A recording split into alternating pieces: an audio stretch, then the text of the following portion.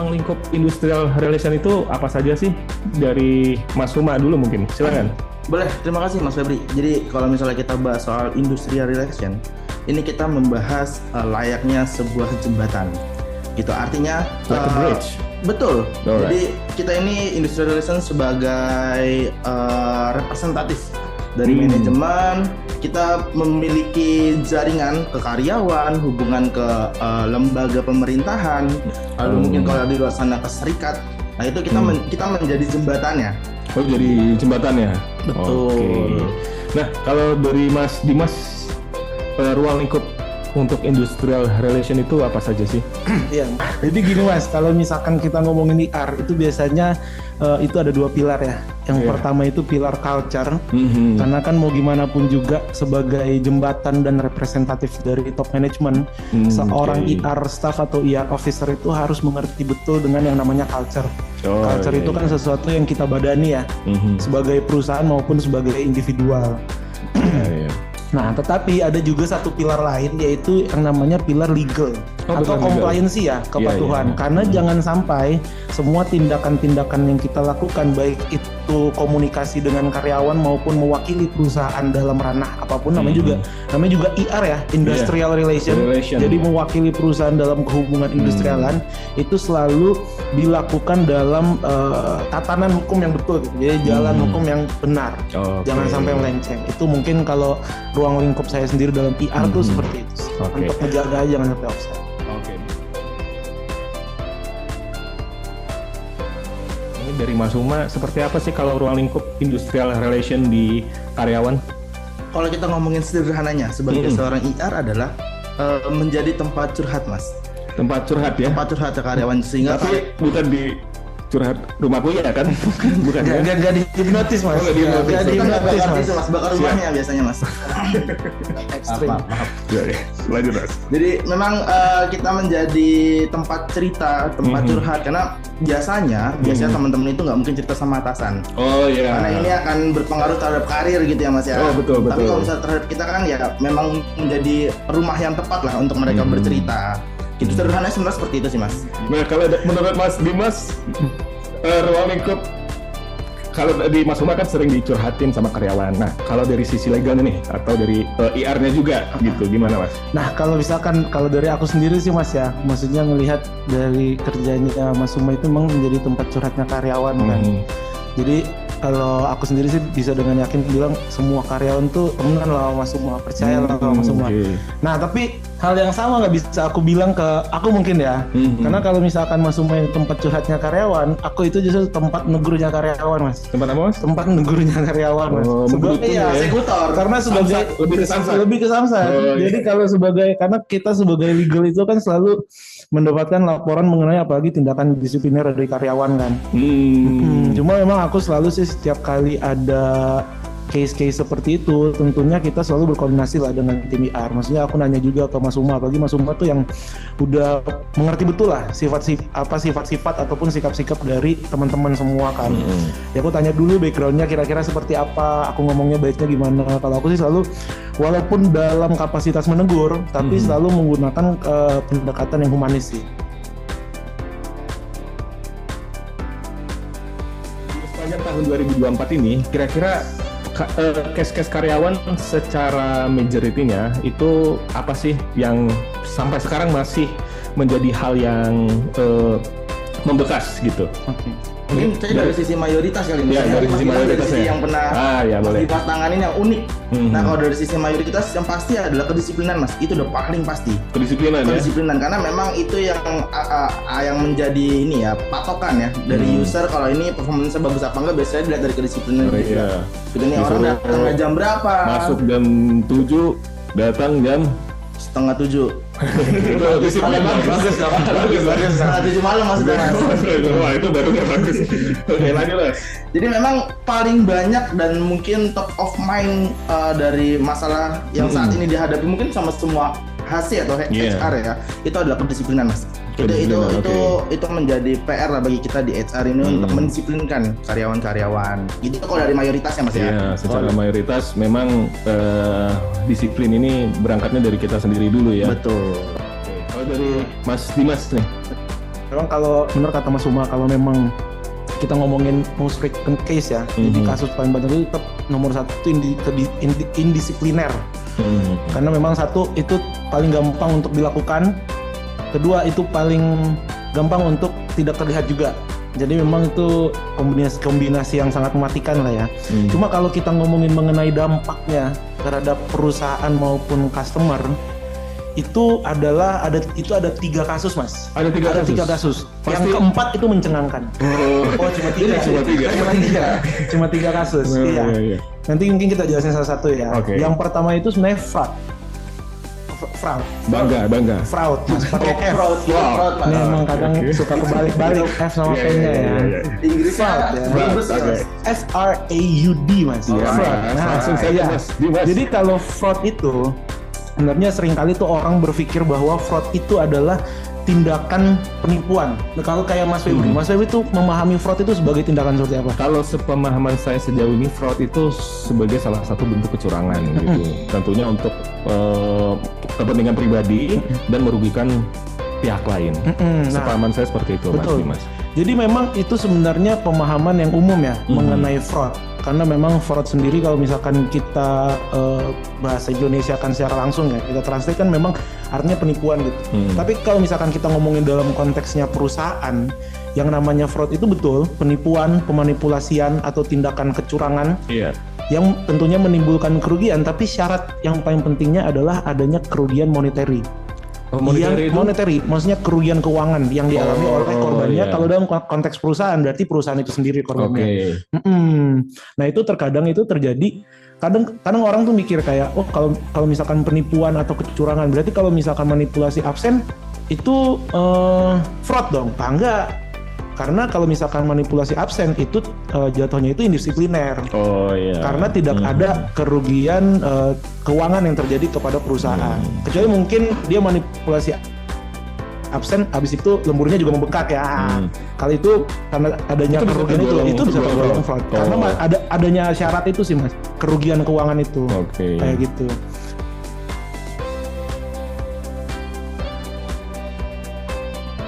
Pernah nggak dari pemaparan yang tadi yang dijelaskan kayak indisipliner, terus fraud, ada fraud yang unik nggak? Kalau menurut aku nggak tahu ya ini. Jadi kalau orang kan bilang HC itu human capital ya. Tapi kalau menurut aku sendiri HC C-nya itu confidential ya. Jadi nggak rahasia ya. Iya, mungkin kita bisa spill dikit kali Mas. Ya bukan aja. Namanya bukan aja. Satu case aja ya. Iya, satu case aja. Mungkin kita spill dikit aja. Jadi emang ada satu case ini Gen Z. Jadi karyawan yang ini perlu kita klarifikasi dulu, maksudnya oknum Gen Z. Oknum Gen Z. Karena kita juga di sini kan kita Gen Z juga kan, itu nyampe Gen Z. Iya. Jadi ada salah satu karyawan pembelaan nyerok supaya teman-teman Gen Z nggak tersinggung. Sorry teman-teman Gen Z. Jadi emang kebetulan ada salah satu oknum Gen Z ini teman kita di penempatan di salah satu wilayah kerja. Itu menggunakan aset perusahaan untuk keperluan pribadi. Apa tuh asetnya, Mas? Contohnya, Mas? Jadi dia ngejemput pacarnya pakai mobil kantor, Mas. Tapi itu bukan fraud. Yang bikin fraud ya? Masalahnya dia ngeklaim bensin, Mas. Dia ngeklaim bensin. Jadi perusahaan harus ngebayarin kayak dia tuh pacaran dibayarin perusahaan, Mas. Itu kan nggak benar. Jadi namanya Mokando ya? Mobil kantor doang. Modal mobil kantor. Iya. Itu lucu sih. Flexing ternyata mobil kantor. Dan lucunya adalah dia gimana mau flexing karena kan ada stiker ya. Mobil kantor kan bisa ada stiker ya. Ada nomor lambung mobil, ada nomornya, ada LV berapa gitu. Cuma dia pede loh. Itu salah satu kasus yang unik sih. Itu sampai sekarang tuh orang untungnya kita masih berhubungan baik sih. Nah, kalau dari sisi culture nih Mas Suma melihat salah satu kejadian yang pernah terjadi yang dilakukan oleh oknum gen kita ya, Gen Z gitu. Gen kita. Udah nggak masuk offset. Nah, apa sih dari sisi culture untuk melakukan preventif gitu, untuk mencegah kedepannya bahwasanya kita harus memberi pemahaman tentang dari sisi budayanya. Nah ini, culture ini kan akhirnya menjadi core value ya Mas ya, biasa di perusahaan. Ini harapannya dari si pembuat culture ini bisa dibadani yang tadi Mas sudah sampaikan. Jadi nggak cuman terpampang aja. Biasanya ada tuh di perusahaan hanya terpampang aja, cuman tidak diimani lah gitu. Nah makanya biasanya perusahaan itu saat lagi onboarding itu dikampanyekan, ataupun saat lagi ada agenda sambung rasa atau ada diskusi dengan karyawan itu dikampanyekan. Itu dengan harapan itu bisa dibadani dan mengurangi rasa keinginan mereka untuk melakukan fraud atau pelanggaran lainnya lah. Oke, berarti selalu dikampanyekan ya bahwasanya culture ini bukan serta-merta sebagai core value, tapi memang harus benar-benar internalisasikan gitu. Nah, kalau kasus itu tadi secara majority ya, kasus fraud, indisipliner. Saya penasaran mengenai fenomena sosial yang terjadi saat ini. Apa tuh, Mas? Nah, kalau saya baca di artikel, mungkin Mas Dimas dan Mas Umar juga pernah baca mengenai... Aku sedih. Bukan lagi sedih, Mas. Bukan, Mas. Aku sedih. Iya. Udah agak sedih kayaknya. Aku senang. Nah, di artikel yang saya baca itu mengenai fenomena friend with benefit. Apa tuh? Nah, ini semacam hubungan tanpa status, namun ada benefit yang saya juga nggak tahu ya. Mungkin bisa. Mungkin ini ya. Cowoknya ngasih uang ya, ceweknya ngasih jabatan, enggak? Nah, mungkin ya. Nah, itu kan fenomena di kalangan muda. Setahu saya ini juga cukup lama gitu, dan tidak dipungkiri bahwasanya fenomena ini mungkin bisa terjadi di area lingkup. Tahun 2024 ini apakah pernah terjadi kasus-kasus asmara mungkin yang sempat viral juga gitu, yang sering viral di Twitter, perselingkuhan mungkin ya, baik secara horizontal sesama karyawan atau secara vertikal begitu. Pernah nggak ada kasus seperti itu? Mungkin kita harus disclaimer dulu ya Mas. Itu adalah masalah yang sifatnya confidential ya, confidential dulu gitu. Oke. Sehingga sebenarnya kalau memang dia tidak merugikan perusahaan dalam hal branding ataupun operasional, seharusnya itu tidak sampai ke perusahaan gitu. Cuman yang kita bahas sekarang adalah kalau sudah sampai ke perusahaan. Nah mungkin itu sebenarnya yang harus kita pisahkan adalah di situ. Jadi kalau memang ini masalah terkait ini, kalau kita ngomongin hanya FWB-nya, itu adalah masalah pribadi, dosanya dosa pribadi. Tapi kalau sudah masuk ke merugikan branding, maksudnya branding misalnya udah punya suami, udah punya istri gitu ya Mas ya, si laki-lakinya, tiba-tiba istrinya mungkin tahu soal status ini atau soal hubungan ini, sampailah ke perusahaan, rame lah di perusahaan. Nah itu baru seorang industrial relation masuk di situ. Karena artinya sudah sampai merugikan perusahaan secara nama baik gitu Mas Dimas ya. Oh iya, karena sebenarnya itu urusan individu masing-masing. Cuma ketika sudah berdampak pada perusahaan, baik itu mencoreng nama baik atau menurunnya performa seseorang gitu ya, maka di sana industrial relation bergerak. Betul. Curhat dong Ir. Nah dari Mas Dimas tadi seperti kasus yang disampaikan oleh Mas Uma, apakah pernah terjadi di sepanjang tahun 2024 ini kasus seperti itu? Ini namanya buka-bukaan HC ya. Jadi kita buka lagi deh. Kita buka lagi ya. Ini tanpa menyebutkan nama, semoga orangnya juga nggak nonton. Sebenarnya ya kita tidak akan membuka kita nggak akan ya. Kita juga nggak akan buka. Kita hanya akan menjelaskan kasusnya dan hikmah yang bisa kita petik gitu. Jadi kalau misalkan di tahun ini sebenarnya yang kita takutkan itu adalah sebagaimana yang Mas Uma bilang tadi, jangan sampai ada yang namanya perselingkuhan yang terjadi, habis itu pasangannya yang mengganggu sampai ke kantor. Karena kita sekali lagi ya, yang namanya hubungan itu kan ya urusan pribadi lah ya. Kita nggak mau ikut campur, kita juga nggak mau ngurusin urusan dapurnya orang lah, iya kan. Masa ya kita yang beliin cabai, kita yang beliin bawang, kita yang masak di dapurnya dong. Iya. Berarti kalau PR ini curhatnya tentang ke pekerjaan lah, performance aja intinya itu. Masalah pribadi udah ke rumah Uya-Kuya gitu. Ke rumah Uya-Kuya aja. Curhat di ChatGPT juga bisa.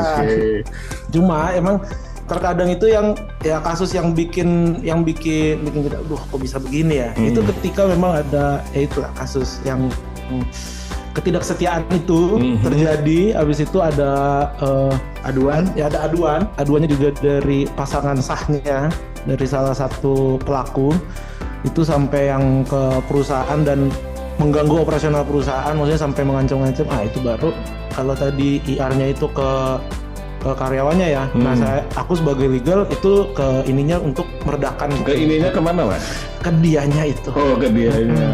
Oke.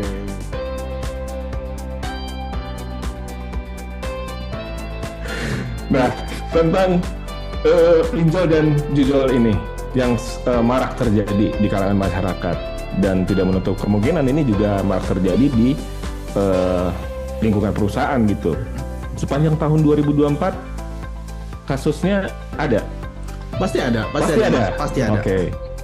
Lalu seperti apa kasus yang pernah dihandle oleh Mas Uma? Nah ini juga nih Mas, ini yang harus kita sampaikan, jangan sampai ini kan lagi dibahas pinjol dan judol gitu ya. Kalau offline berarti boleh dong pinjaman offline atau justru hybrid. Pinjaman hybrid gimana Mas? Pinjamnya chat, dikasihnya COD. Pinjaman jenis baru ya Mas? Pinjaman hybrid.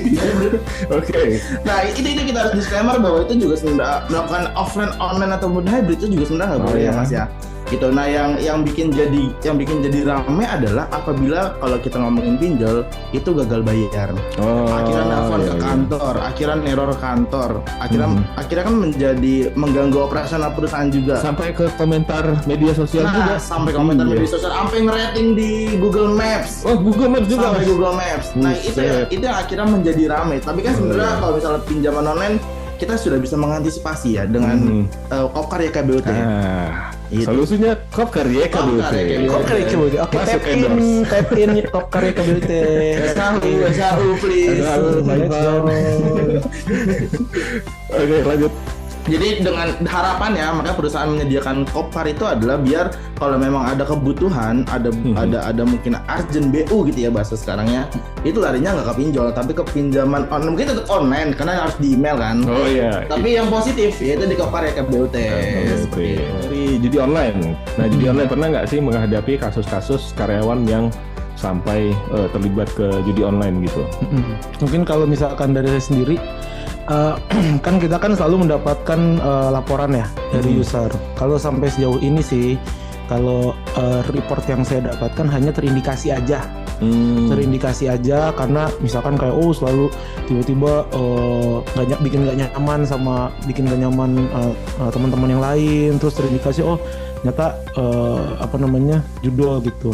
Cuma menurut aku sendiri Mas ya, yang namanya judul ini memang fenomena yang unik ya. Karena kan kalau misalkan kita ngomongin pinjol itu kan pinjaman online. Iya, pinjaman online. Panjangannya pinjol. Bukan pinjaman offering letter, Mas. Bukan pinjaman offering letter. Okay. Nah, yang namanya pinjaman offering letter, pinjaman online ini itu kan root cost-nya. Kalau bahasa keren root cost-nya itu kan biasanya ada dua. Yang pertama itu adalah nggak punya uang, dan yang kedua itu adalah kepepet. Biasanya kalau misalkan orang nggak punya uang dan kepepet, itu larinya ke pinjol tuh.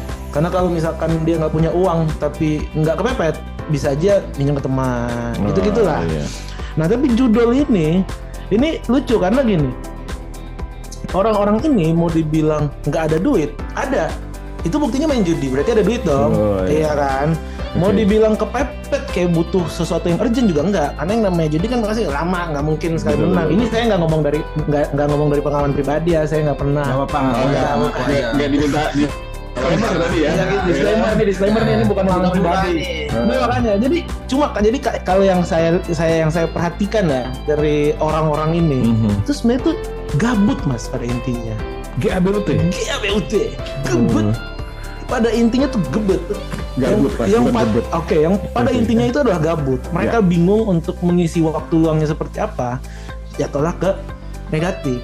Kan itu kenapa kalau ini mungkin udah masuk ke ranah culture sendiri ya. Cuma itulah kenapa nanti di tahun depan itu memang kita akan mengadakan beberapa kegiatan-kegiatan kampanye.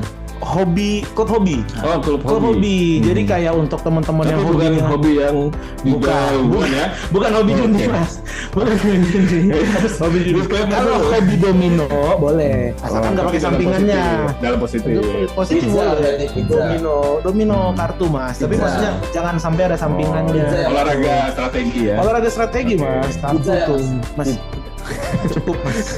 Jadi memang kita nanti di tahun depan itu akan mengadakan employee hobby club ya. Employee hobby club. Jadi itu untuk orang kita akan mengumpulkan teman-teman yang memiliki hobi yang sama. Oke, dari sisi culture nih, tadi kan sudah dijelaskan oleh Mas Dimas tadi ya, ternyata secara preventif mau disediakan juga. Nah, ada lagi nggak kira-kira dari sisi culture untuk internalisasinya? Kan kalau yayasan sepertinya sudah mengakomodir ya, dari karakter sudah disediakan Pancadaya gitu, Peduli Insani, di GSI juga sendiri ada Agile gitu. Gimana Mas Rumat? Nah ini juga yang harus saya sampaikan bahwa mungkin perusahaan itu tidak bisa memonitoring semua orang untuk main siapakah yang main judul gitu ya Mas. Iya betul. Sehingga kita biasanya kita sebagai seorang HR itu atau seorang HC itu baru tahu ini orang main judul kalau sudah ada efeknya ke depan. Misalnya tiba-tiba melakukan fraud atau tiba-tiba menjual aset perusahaan atau tiba-tiba tiba-tiba bunuh diri karena mungkin udah judul dia pinjol lagi buat balikin uang yang sudah hangus itu gitu. Sehingga dari seorang ER and culture kita melakukan preventifnya atau melakukan di awalnya dengan kita kasih tahu nih culture kita kalau memang kita ada fasilitas ini, perusahaan sudah ada fasilitas. Kalau kamu butuh uang cepat bukan dengan judul tapi dengan pinjam aja, karena biasa prosesnya paling lambat seminggu lah itu sudah cair.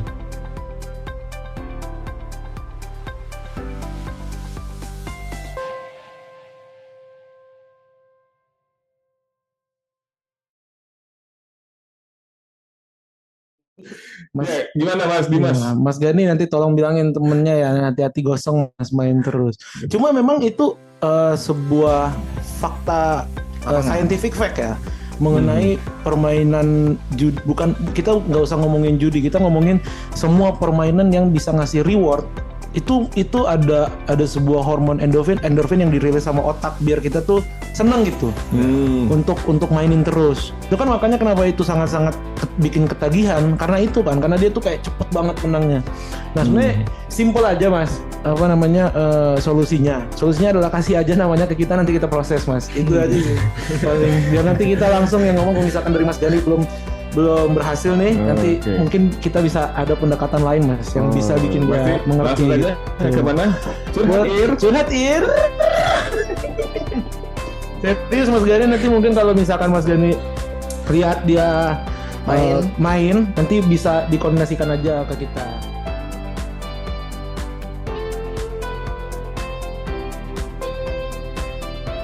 Pertanyaan yang sangat bagus nih dari Mbak Maya ya, Mbak Maya Rosita di BP Head Office. Silakan dari Mas Suma dulu mungkin. Nah mungkin ini saya jawab dari sisi IR ya, nanti dari sisi hukumnya ya dari Mas Dimas. Nah makanya di perusahaan itu ada namanya whistleblowing ya Mas ya. Itu tempat mengadu whistleblowing system. Itu dia. Jadi itu adalah tempat atau wadah yang tepat untuk mengadu. Karena sejauh ini apapun yang diadukan oleh karyawan yayasan gitu ya Mas ya, yang di under yayasan selalu ditindak, ada tindak lanjut ya dari proses itu.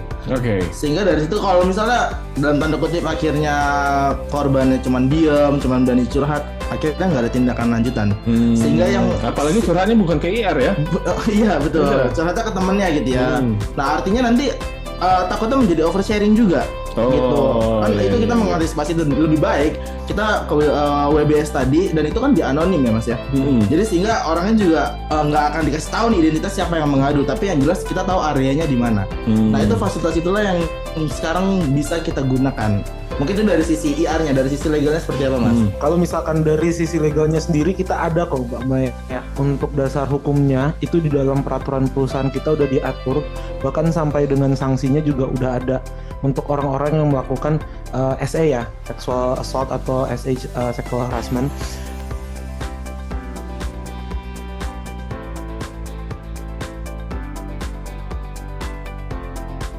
Silakan dari Mas Umar dulu. Ya pasti kalau misalnya emang dijadiin tempat atau jaminan gitu ya, kita ngomong jaminan ya, boleh diaduin juga Mas ke IR Mas, atau ke WBS itu juga boleh Mas, sehingga nanti kita panggil yang pelakunya, kita tanyakan kenapa akhirnya kan itu kan mengganggu Mas Wildan juga gitu ya, di situ ada keresahan juga dari Mas Wildan, itu bisa. Kalau kita ngomongin jadi jaminan, itu akhirnya mengganggu operasional juga karena Mas Wildan akhirnya diteleponin, diteror gitu ya, itu bisa diaduin juga ke WBS Mas. Silakan nanti menghubungi Curhat Ir. Dari Mas Dias ada tambahan? Iya kalau dari saya, kalau bisa nomor itu dijaga aja sih Mas. Nggak mungkin juga ya kalau misalkan dari WhatsApp kan pasti kan kelihatan. Iya. Cuma kalau misalkan itu ya kurang lebih sama dengan Mas Uma, langsung dilaporkan aja.